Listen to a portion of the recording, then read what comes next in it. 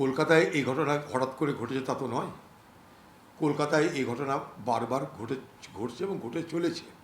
কলকাতা শহরের মধ্যে, শহরতলিতে, বাইরের মফস্বলে, সর্বত্র কিছুদিন অন্তর অন্তর অগ্নিকাণ্ডের ঘটনা আমরা শুনতে পাচ্ছি, জানতে পারছি। 2-3 দিন আগে তারাপীঠ, যেখানে লক্ষ লক্ষ মানুষ তীর্থস্থান বলে যায়, সেখানেও তাদেরকে এই অগ্নিকাণ্ডে মৃত্যু হতে হয়। আগুন লেগে ওঠে, তাদের মৃত্যু হয়। এখনও ডুবুরি দিয়ে তাদেরকে তল্লাশি চলছে, আরও কতগুলো বেপাত্তা জানে না। তার মাঝখানে আবার চলে এলো কলকাতা। এই কলকাতায় কিন্তু এর আগের আমলে, আমি কোনো আমলে কথা বলছি না, কলকাতায় দীর্ঘদিন তৃণমূলের আমলে একের পর এক বাড়ি ভেঙে পড়ে যাওয়া, আগুন লাগা, বড়বাজার থেকে আরম্ভ করে সেন্ট্রাল ক্যালকাটা, সর্বত্র এই ঘটনা, বউবাজার, সর্বত্র এই ঘটনা আমরা দেখতে দেখতে জেনে গেছি যে কলকাতায় মানুষের জীবন বড় বিপন্ন। আচ্ছা, কলকাতায় প্রমোটারদের রাজ এমন করে গেড়ে বসে আছে যে কোনো বড় বড় বিল্ডিং তৈরি করতে গেলে যেগুলো প্রাথমিক শর্ত, সেই শর্তগুলো মানা হয় না।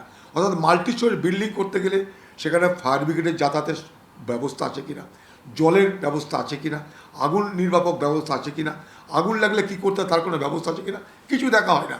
পয়সা ফেঁকো, তামাশা দেখো, পয়সা দাও, বিল্ডিং বানাও, কোনো অসুবিধা নাই। মানুষ মরুক, মানুষ বাঁচুক, কারো কিছু যায় আসে না।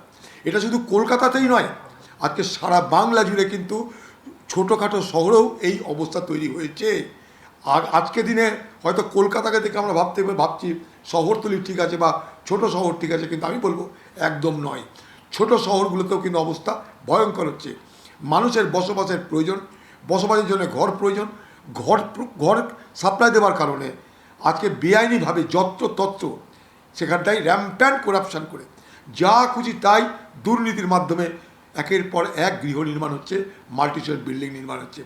কবে সরকার সচেতন হবে আমি জানি না। শহর পরিকল্পনা এই মুহূর্তে ঢেলে সাজানো দরকার। শহর পরিকল্পনা ঢেলে সাজাতে না পারলে এই কলকাতায় আগামী দিনে বিপদ আরও বাড়বে এবং অন্যান্য শহরতলিতেও এই বিপদ আরও বাড়বে। কারণ মানুষের ট্রেন্ড এখন, প্রবণতা এখন গ্রাম ছেড়ে শহরে চলার।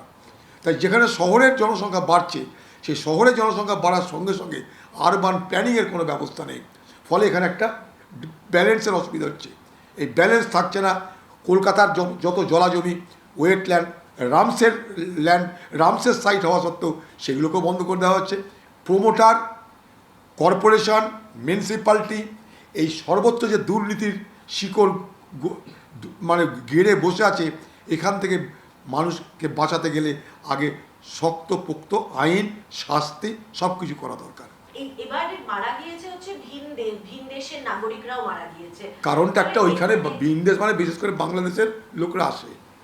এই জায়গাটা যেই জায়গাটা কথা বলছে, ওখানে বাংলাদেশের লোকরা বেশি কনসেন্ট্রেট হয়, বেশি আসে। এটা জায়গা। আরও কথা হচ্ছে ওখানে খুব ভালো খাবার পাওয়া যায়। কলকাতার লোকরাও সেখানে খেতে যায়। আমি নিজেও অনেকবার খেতে গেছি। ওখানে খুব ভালো খাবার পাওয়া যায়, বাংলাদেশি হোটেল টোটেল আছে। তো স্বাভাবিকভাবেই বাংলাদেশি লোকরা ওখানে বেশি আছে।